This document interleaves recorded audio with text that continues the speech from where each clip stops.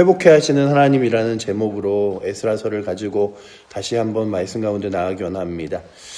제가 이 에스라서의 말씀을 읽기 전에 그 역대하, 역대상과 역대하를 가지고 계속 이어서 갈 것인가를 고민하다가 정말 어제 몇 시간을 기도도 하고 고민도 해보다가 뒤에 이제 소선지, 대선지서가 나올 때쯤에 다시금 이스라엘의 역사를 바라보는 것이 좋겠다. 그리고 또한 그 가운데 완전히 다 포로로 잡혀가서 무너진 예루살렘까지를 우리가 역대하에서 보며 그 무너진 예루살렘에 어떻게 다시 사람들이 돌아오게 되었는가를 바라보는 그 역사의 연계점이 훨씬 좋겠다라고 생각해서 에스라에서의 말씀을 함께 보고자 합니다.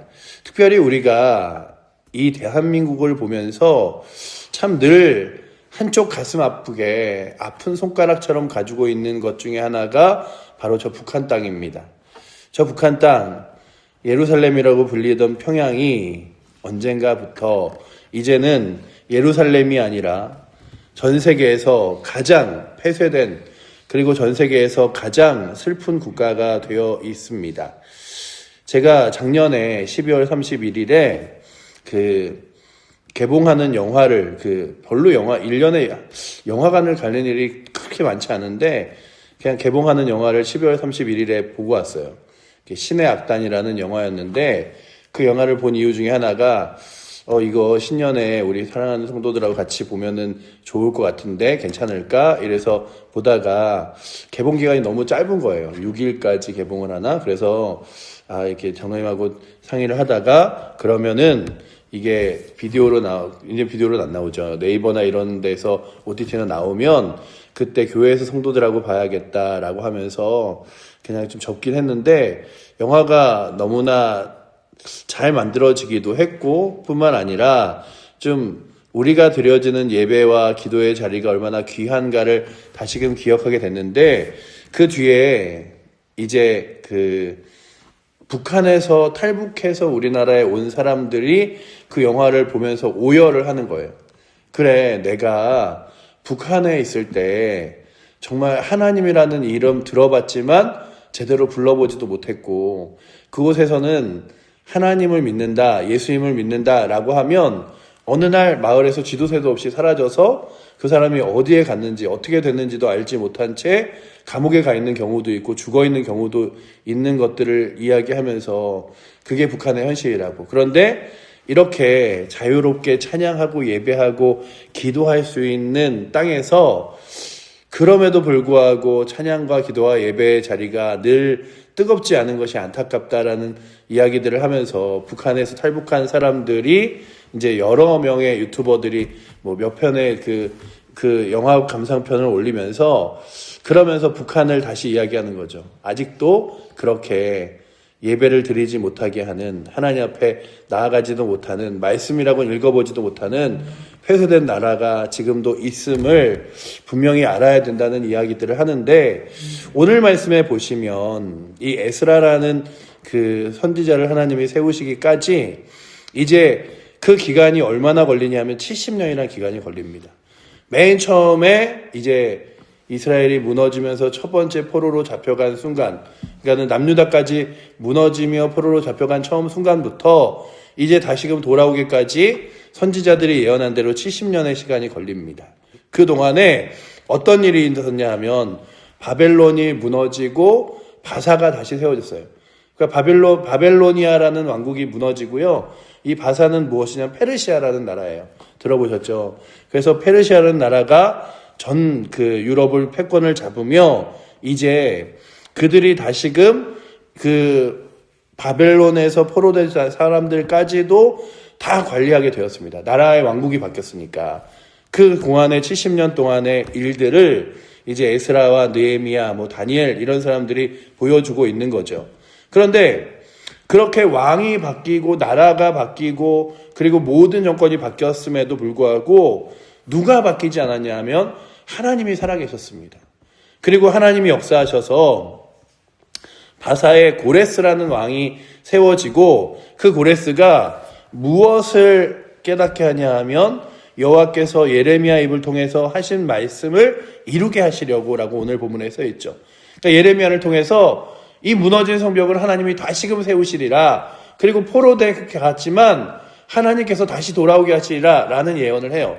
그런데 누가 믿겠습니까?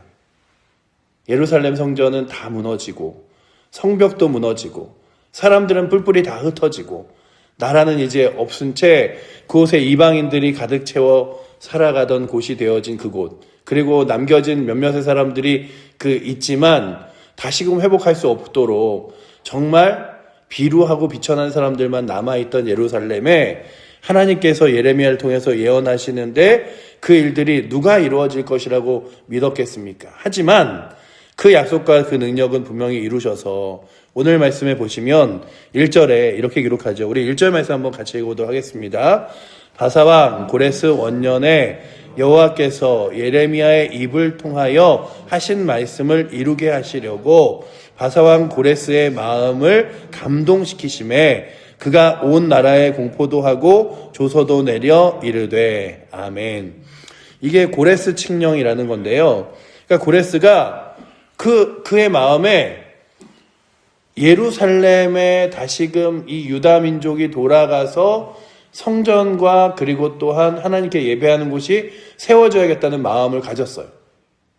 그리고 그 마음대로 하나님이 일하시는데 고레스 이방의 왕을 통하여 하나님이 어떤 분이신지를 고백하게 만들며 또한 그 고백을 통하여 하나님의 거룩한 역사를 이루게 하십니다.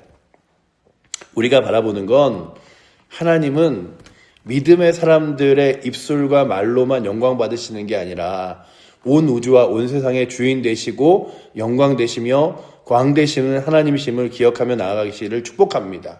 그래서 우리가 교회가 아니라 교회 밖에서 믿음의 삶을 살아가는 것, 하나님이 왕 되신 것, 살아계신 하나님이 온 천하의 주인 되신 것을 숨기며 살아갈 필요가 없는 거예요. 왜냐하면 우리로 하여금 그 하나님의 살아계심을 고백하고 찬양하는 거룩한 은혜를 입게 하신 거지, 우리가 하나님을 부끄럽게 여긴다고 해서 하나님 안 되시는 것도 아니고, 우리가 연약하고 부족하다고 하나님이 능력 없으신 것도 아니고, 하나님은 스스로 능력이 있으셔서 그 하나님의 거룩한 영광을 스스로 받길 원하시면 이방의 왕을 통해서도 살아계신 하나님의 어떤 분인지를 고백받으시는 분이라면, 오늘도 여러분들이 삶을 살아가면서 주님, 내가 이 땅을 살아가면서 살아계신 하나님, 생명의 하나님을, 아버지 하나님, 그냥 세상 앞에서 두렵다는 이유로 숨기고, 그리고 또한 부족하다는 이유로 막고 살아가는 것이 아니라 담대하게 그 하나님의 살아계심을 고백하며 살게 하여 주시옵소서. 그 고백할 수 있는 은혜가 오늘 이 자리에 있는 여러분들과 저에게 있기를 축원합니다. 그 유튜버 중에 하나가 그런 얘기를 했어요. 유튜브로도 유명하지만 찬양 사역도 하시는 분이거든요.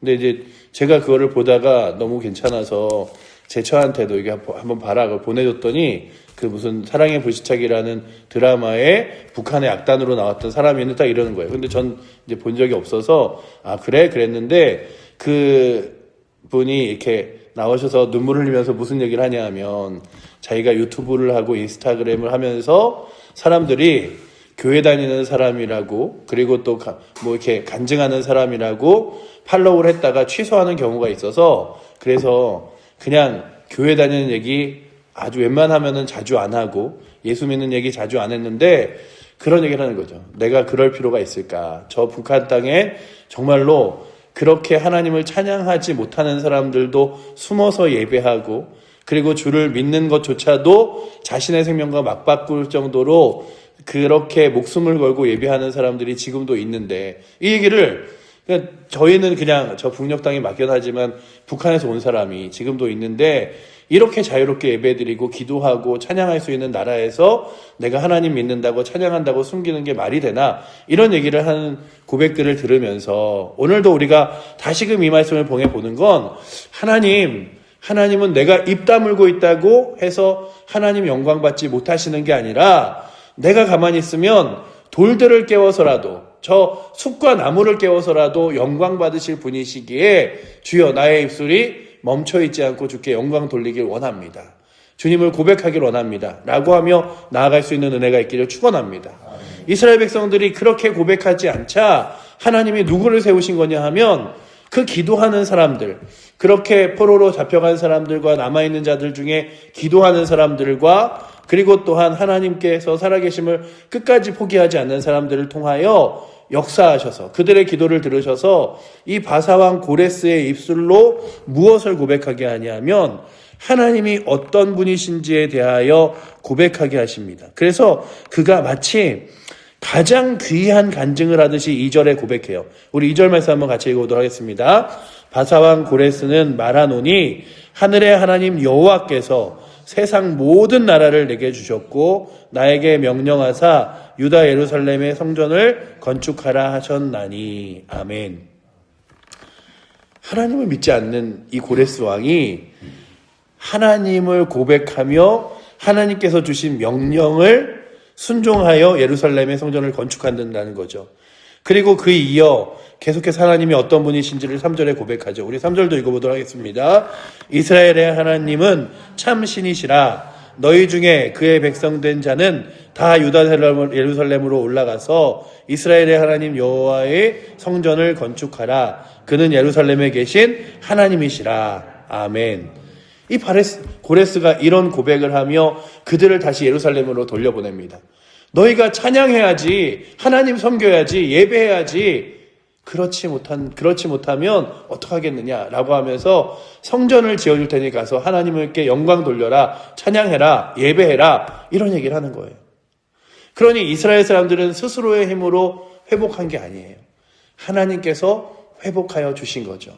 그렇다면 오늘도 우리의 신앙의 회복도, 우리의 교회의 회복도, 이 나라의 회복도 내가 막 할 수 있는 게 아니라 하나님께서 역사하실 줄 믿습니다라고 고백하며 주 앞에 기도하는 은혜가 있기를 축원합니다. 인간적인 방법으로 막 이렇게 중요해요. 굉장히 중요해요. 하지만 그 전에 무엇이 있어야 되냐면 하나님이 하십니다.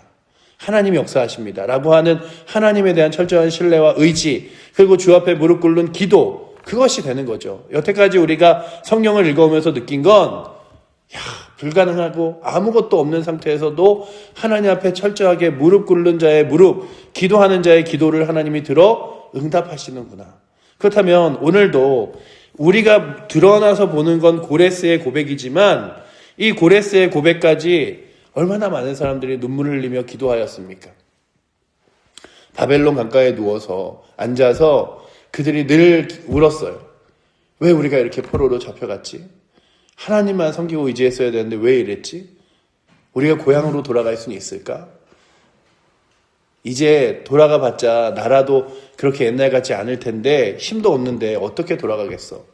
그러나 하나님이면 하실 수 있을 텐데. 그러면서 그 바벨론 강가에서 늘 울었어요. 바벨론으로 잡혀간 바벨론 유수의 현장에서 그들이 눈물을 흘리며 이제 나라가 바뀌어서 페르시아로 바뀌어 있는 상황에서도 그들이 그런 고백을 할 때에 하나님께서 고레스를 통하여 회복하여 돌아오게 하시는데, 그런데 문제는 뭐냐면 너희가 내가 한다고 해서 가만히 있지 마라.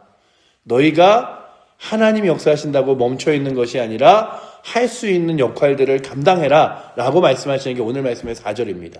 그렇다면 오늘도 하나님의 거룩한 회복을 꿈꾸며 그냥 꿈꾸고 하나님 하시겠지, 하나님 이루시겠지, 어떻게 하나님이 하시겠지, 내가 의미 있겠어, 이게 아니라 주님 하나님이 이루실 줄 믿습니다. 하지만 하나님의 이루심 가운데 내가 할 수 있는 몫을 감사함으로 감당하며 나갈 수 있도록 인도하여 주시옵소서. 그래서 오늘도 이 기도의 자리가, 그리고 우리가 드려지는 예배의 자리가, 믿음의 삶이 그렇게 하나님께서 내게 주신 감당의 자리인 줄 믿습니다. 그래서 주 앞에 나아가는 거죠. 우리 마지막으로 4절 말씀 한번 읽어보도록 하겠습니다. 그 남아있는 백성이 어느 곳에 머물러 살든지 그곳 사람들이 마땅히 음과 금과 그 밖의 물건과 짐승으로 도와주고 그 외에도 예루살렘에 세울 하나님의 성전을 위하여 예물을 기쁘게 드릴지라 하였더라. 아멘. 그러니까 그거죠. 이 바사왕 고레스는요, 충분히 자기의 힘과 그리고 또한 칙령으로 인하여 이 예루살렘에 있는 성전을 짓는데 부족함이 없이 모든 것을 원조할 수 있었어요. 그러나 하나님께서 그렇게 하지 않으셨습니다. 내가 예루살렘을 다시금 회복해 할 건데 내 능력과 내 힘으로 보여줄 텐데 그때 이스라엘 백성들아 너희를 버리지 않을게. 그때의 재료와 도구로 너희의 기도를 사용할 거고 너희의 헌신을 사용할 거고 너희의 주 앞에 드려지는 귀한 손들을 헌물을 사용할 거야. 여러분들 우리는요 때로는 주 앞에 우리의 시간과 마음을 드릴 때 아유 내가 이렇게까지 해야 되나 라고 하지만 그 이유는 하나님께서 그 귀한 일들에 우리를 동참케 하시려고 은혜 주시는 거예요. 그 귀한 하나님의 거룩한 일들에 우리도 함께 나아가도록 우리 가운데 너도 나의 협력자야. 그리고 그 귀한 일을 네가 했어. 그런 거 있잖아요. 정말 어린아이가 도움이 안 돼요. 빨래를 막 다 해놓고 이렇게 말라있는 빨래를 개키는데 꼬마아이가 하나가 돕습니다. 근데 돕는 게 아니라 막 헝클어뜨리기만 해요. 옆에서 너도 할래? 그래갖고 앉아서 이렇게 막 하는 것들 같이 하는 거죠. 그리고 다 끝난 다음에 그 아이에게 아유 누가 도와줬으니 너무 잘 됐네. 아유 오늘 도와줬으니까 너무 좋았네. 그거는 그 아이가 도우려는 마음도 귀하게 여기고 또한 그것을 함께 할 수 있는 것도 보여주듯이 이 이스라엘의 백성들이 은과 금과 예물을 드린다고 해서 그것이 그 모든 것에 얼마나만큼 채워지겠습니까? 하지만 하나님께서 그러시는 거죠. 다시 복원되고 회복되는 이 예루살렘의 성전이 너희의 손과 그리고 헌신으로 함께 지어져 갔음과 내가 그것을 기뻐하고 칭찬하노라. 그러니 오늘도 여러분들의 기도가 아니더라도 하나님은요 이 대한민국에 있는 교회를 회복시키실 수 있고요. 우리의 헌신이 아니더라도 믿지 않는 사람을 믿음으로 돌이킬 수 있지만 하나님께서는요 우리를 거룩한 사명자로 세우셔서 우리가 그 일을 하나님과 함께 하기를 원하십니다. 그래서 우리가 기도할 때에 내가 너의 기도를 들었어. 내가 너의 헌신을 봤어. 내가 너의 예배를 받았어. 그래서 내가 움직일 거야 라고 말씀하시는 거예요. 그렇다면 주님 저의 자그마한 헌신을 하나님 거룩한 영광의 재료로 사용하신다면 오늘도 그렇게 주 앞에 나아가는 은혜가 우리 가운데 있기 원합니다. 주여 나의 기도를, 나의 예배를, 나의 헌신을, 나의 삶 가운데 주를 위해 살아가는 삶을 하나님 거룩한 영광의 도구로 사용하여 주시옵소서. 고백하며 나아갈 수 있는 은혜가 오늘 이 새벽에 나오신 여러분들에게 있어서 그러나 예수라서가요 장밋빛 같지만은 않아요. 그 많은 우여곡절을 함께 바라보면서 그 와중간에서도 역사하시고 인도하신 하나님의 손길을 발견할 수 있는 은혜가 오늘도 이 새벽에 나오신 그리고 우리 모든 칠보제일교회 성도들에게 넘치기를 축원합니다. 기도하겠습니다. 사랑의 하나님, 오늘도 하나님의 손길을 봅니다. 이스라엘 백성들은 아무 힘이 없었고 그저 주 앞에 눈물과 기도할 뿐이었으나 하나님은 살아계셔서 나라가 바뀌고 제국이 바뀌었음에도 불구하고 그 제국의 왕을 통하여 다시금 이스라엘 백성들을 본국으로 돌려보내며 성전을 다시금 짓게 하시는 주님. 그러나 그 와중에서도 하나님의 백성들을 버리지 아니하시고 귀한 일에 사용하시는 주님을 바라봅니다. 아버지 하나님, 오늘도 주 앞에 귀하게 사용되는 저희들 감사함으로 주 앞에 아버지 하나님 우리의 시간을 우리의 삶을 드리게 하시고 그것이 얼마나 귀한 동참인지를 또한 깨달으며 기뻐할 수 있도록 인도하여 주시옵소서. 오늘도 우리가 간구할 때 주 앞에 무릎 꿇을 때에 들어 응답하실 주님을 의지하며 살아계신 예수 그리스도 이름으로 기도드립니다. 아멘.